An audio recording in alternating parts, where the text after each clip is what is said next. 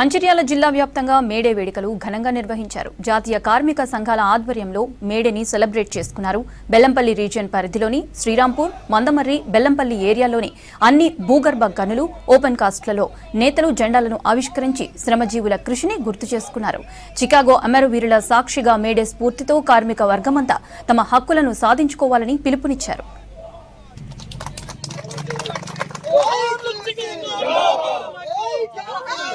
जोहार चिकागो हमारा वीरुలకు जोहार जोहार चिकागो हमारा वीरुలకు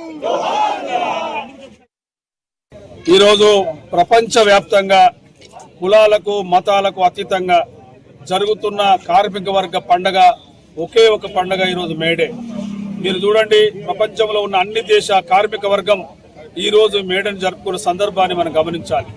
అసలు ఈ మేడే ఎందుకు వచ్చింది? 1886లో ఏదైతే చికాగోలోని హే మార్కెట్ లో కార్మిక వర్గానికి యజమానులకు మధ్య జరుగుతున్న పోరాటంలో పోలీసులు చేస్తున్న పాశవిక దాడిపైన కార్మికులు మరణించిన సందర్భంలో, తిరుగుబాటు జరిగిన సందర్భంలో ఈ రోజు 8 గంటల పని దినానం వస్తే దాన్ని అమలు చేయడానికి కూడా ఈరోజు భారతదేశంలో చాలా కాలం పట్టింది.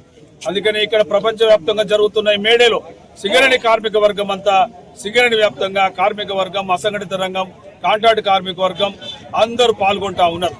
కార్మిక వర్గం చైతన్యవంతులై మాకు 8 గంటల పనిదినం కావాలి అని పెద్ద ఎత్తున పోరాటం చేస్తూ ఉంటే అక్కడ ఉన్నటువంటి ఫాసిస్ట్ ప్రభుత్వం మీకు 16 గంటలే పని చేయవలసిందే, 8 గంటల పనిదినాన్ని మేము ఒప్పుకోమని వాళ్ళ మీద కాల్పులు జరపడం జరిగింది.